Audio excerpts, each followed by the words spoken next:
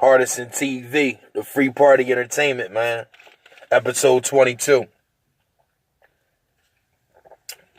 Sacrifices for meals. Let's talk about it. This episode is really addressing a couple situation in regards to Dream Chasers Meek Mill.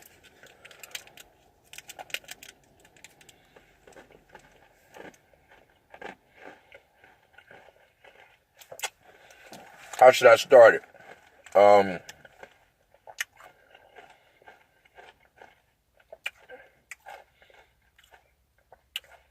Let's get right into it. There's a guy called Chico Juan. Now,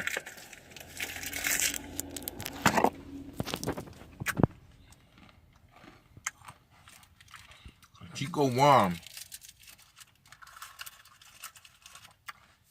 was a Dream Chaser affiliate. But let's rewind to the rapper Little Snoop way back. Now, Little Snoop was a Louisiana kid from Jonesboro, Louisiana. Freestyle rapper off the top, true freestyle, true spitter. Had the ability to definitely be it today. And the thing about sacrifices for meals, like this Illuminati thing, this secret society, these guys with the power, the gatekeepers, these guys that have the power and the wherewithal to make you big in today's entertainment and pop culture, they foresee down the near future or the far future about, they plan, and they can foresee what that would be like in regards to the existence of somebody, and at that time in the future, how influential they would be to the mass audience, because it's all about controlling the mass. The mind control, ultra mind control is what they're into. It's their agenda that they're pushing. So, got a Little Snoop, phenomenal rapper. You can see, he's just not only holding his own in the studio with those cypher sessions with Meek, but he's pretty much on the freestyle. It's nonstop. You can't, it's to the point where Meek just want him to go off now. It's like, I can't jog no more. I'm tired. Like, Meek could get tired off the top. You know what I mean? Like, not saying Meek can't rap. Meek can rap. Meek got the ability to, I would say free, but everybody freestyle ain't genuine freestyle, like off the top. And when you hear Snoop, you can tell, oh yeah, he ain't right. This is never written. This is a true spitter when it comes to freestyling. This is not no, oh yeah, let me give him a verse from whatchamacallit, put it on whatever beat and catch it, the way it is. That's a freestyle in its sense, but it ain't a true freestyle. And that's pretty much what Meek Mill does. Meek Mill is a artist that, mainly is going to spit some writtens that's already, pre-recorded on something else, but he can spit it well to any beat. So, it's talent. It's a talent in itself. But Meek sacrificed Little Snoop for whatever reason is because of the existence. Now, let me go a little deeper into the situation. Snoop, and the way Snoop was killed, check out the way Chico Juan was killed. Apartment setting, in the crib. Out the blue, it's just like, what? Like, shot to death. It's like, what? Like, the similarities of it is crazy. And once you're affiliated, that's, I was even watching a Chief Keef, because this is going on through the industry. I'm watching a Chief Keef curse, too. And it was like 10 to 15 people that are like sacrifices for the betterment of Chief Keef's career. These guys go in knowing what they have to do. Every time you signing somebody over, that's another soul that you're feeding the devil with. So, you know what I mean? Now you got his cousin O'Malley, South Philly cat. He wants to, now he got RIP this, RIP that. I haven't checked his Instagram in a while because I do follow him. But you can start to see his hashtags, RIP Little Snoop. He was saying RIP Little Snoop since it happened for years. Now that added on is, the hashtag is RIP Wine. RIP Wine, my brother forever. When I got the call, I couldn't believe. That's the things they have to say. They have to present that to y'all. Truth of the matter is, Chico Wine was a sacrifice. If you see Chico Wine, you follow his Instagram, you can see the bull was lit. Regular cat. I don't know if he did music or what. I'm assuming he probably had something going on in regards to the music, because it was like, if he wasn't doing it, he could put you on. He was an heir. He was like, he can get you to the guy, Meek or whatever. There's a couple videos. It's like a part 1 and a part 2. This guy from down that area, I think he's from Florida or Atlanta border, whatever, same situation. From down there, it happened in South Fulton, the South Fulton apartment complex, gated community, whatever. But that guy is on YouTube. Check him out. He talks about, that situation with Chico Wine and how it went down. And I tend to believe him. Ain't no clout chasing. But, for you to go out there and show bullet wounds and, later on come out with that. I don't know when Chico passed. I'm going to say Chico passed late last year, I want to say.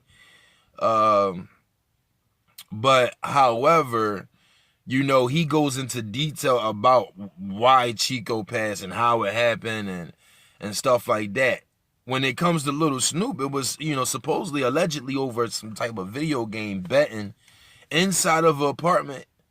And it's like, well, why are these guys, you know what I mean? If these are your guys, why these guys are not around you? Especially Little Snoop. Little Snoop was a definite blood sacrifice in regards to, the betterment of Meek Mill's career.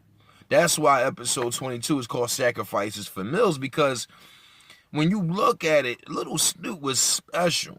And if O'Malley and Lee Mason and, the guy Louis V. Gutter felt this, this way about this young man, he would never, ever would have been back in Louisiana. Never, ever been back in Louisiana, ever. Because he was that type of special. It was like, yo, you with me. You living with me, you know what I mean? If you know that, and when you know better, you do better. And if you know that, you're not like, I don't care what this guy's talking about. His mom, Little Snoop mom, expected Meek to protect him. First of all, Little Snoop was a minor. He was a minor, you know what I mean? So you're around these, these adult men or whatever, 18 plus, whatever the age is, and they're taking you out on tour. You catch a bus to go up to Philly to, you know what I mean? You do your thing, and he was a minor. This guy was a minor. It wasn't, the situation wasn't, called for it for him to be back home, where nobody is, it's a lot of people that love you, but you got a handful that would kill you and kill to be in your position, literally. And the guy, I think, that murdered him actually was a lot older than the situation, and Little Snoop, from, I guess a little doco series or documentary videos, his mom speaking on it, he always wanted to hang out with the older crowd, you know what I mean? So since a buck, Snoop was hanging out with niggas that was probably adults, if not teenagers, and he's like in grade school or something. Like, Snoop, was a runaway too, you know what I mean? He used to go, run away from the crib, according to his mother, you know what I mean? and she would have to go find him or put that, you know, send a cousin or something to go look for him. But in all, and you know, and for all purposes of me making this video, sacrifices for Mills is it's a real thing. You know, this guy, him and Chief Keef, you know, it was the ones I can kind of compare, but Chief Keef got a lot more bodies under his belt in regards to guys that he, you know, co-signs or put up on the gram, take a picture with, and supposedly the affiliate of whatever, and now, you know, these guys are gone, man. Fredo Santana was like his last one, I believe. His last one was Fredo. But that was off his codeine habit. You know, a guy had a seizure off of codeine. But Chico Juan was supposed to be that guy down there. Like, you know, in the streets, out the streets, whatever. I mean, he was, you know, I don't know if he had a Dream Chaser chain. I'm assuming if he was that type of guy and they RIPing him, he probably had a chain or he was close to getting a chain or whatever. I'm not saying this guy was signed a Dream Chaser, but he was a Dream Chaser. In all sense of the word, that was their guy. And I guess had to, you know, really, it would make sense according to this video. He would have to have the chain around his neck at one time. You know what I mean? And that's like the cosign. You know what I mean? Not saying he signed paperwork, but he would have to exactly, yo, this, you know what I mean? He's affiliate. You know what I mean? A Dream Chaser. So niggas come up to him, yo, listen to me. You know what I mean? Niggas will run up the wine down south. You know what I mean? That was Dream Chaser South. You know what I mean? Like, they, you know what I mean? Run up to him like, yo, what you think about this? Freestyling for him. And he, you know what I mean? Yo, listen. You know, he got a direct line to Meek Mill and O'Malley. So, you know, it's all good. But it's, you know, it's really sickening to see, you know what I mean, the length to what, you know what I mean, what you have to do to stay on top.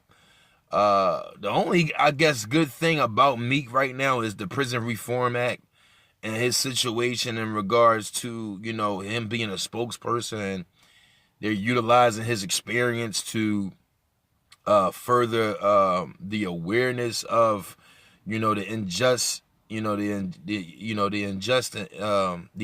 that goes on in our judicial system as far as, you know, criminal offenses, you know, against I would say African American males, and like, you know, the excessive punishment without due diligence of, you know,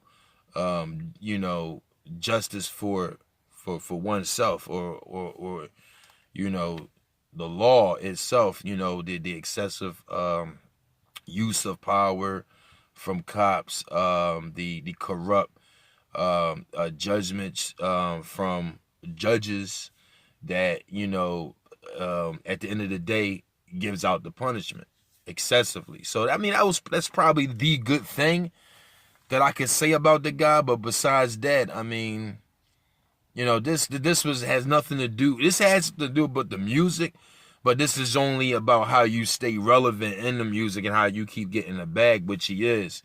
And, you know, he's sacrificing. It's going to be scary to see who's next, because it don't stop. You got to keep feeding that devil. You got to keep feeding those spirits. And, you know, Meek Mill is definitely part of, you know, that world where you have to worship the devil and you have to feed that energy. But, you know, check it out, man. Like, subscribe. This is Hardison TV. As I said in my description, this is, you know, this podcast is to generate specifically the common perspective of, you know, today's pop culture. You know what I mean? Holla at me, man. It's your boy.